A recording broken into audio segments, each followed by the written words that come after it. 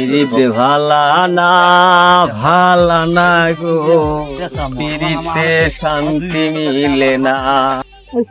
এই ভাতিজারা তোরা এখানে কি করো? Hot hot hot.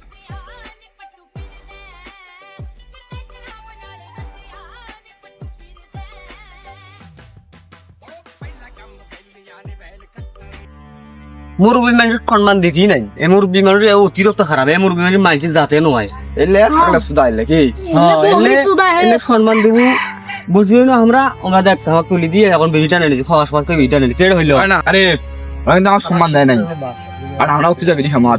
আরে করতে ওই সাইড বসে বিড়ি খাওয়া আর হয়।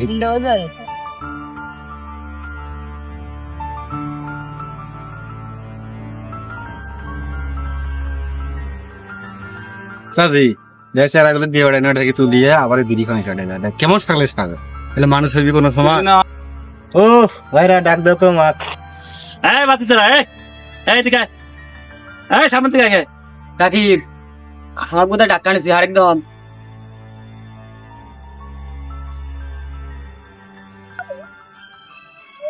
এই বেতো এই ভাতিজা, তোমার সাহস কি হয়? হ্যাঁ দেখো না কত মুরব্বী মানুষ, তোমার কত বড় সিনিয়র লোক, তাদের সামনে কিভাবে ধুমে ছাড়ো? হ্যাঁ তোর বাবা মা কি শিক্ষা দিছে?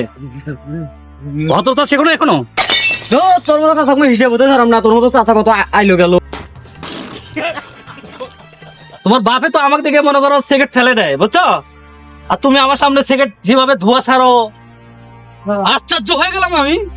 এই তুমি তর্ক করো কেন? হ্যাঁ তুমি আমাকে চেনো? হ্যাঁ তোমার বাবাকে জিজ্ঞেস করে ফাড়াইম না ঘিরে। এটা কাজ ছেলে জানো না ওটা কালামের আছে না, বড় ছেলেটা। তুমি যাও তো, যাও যাও যাও যাও।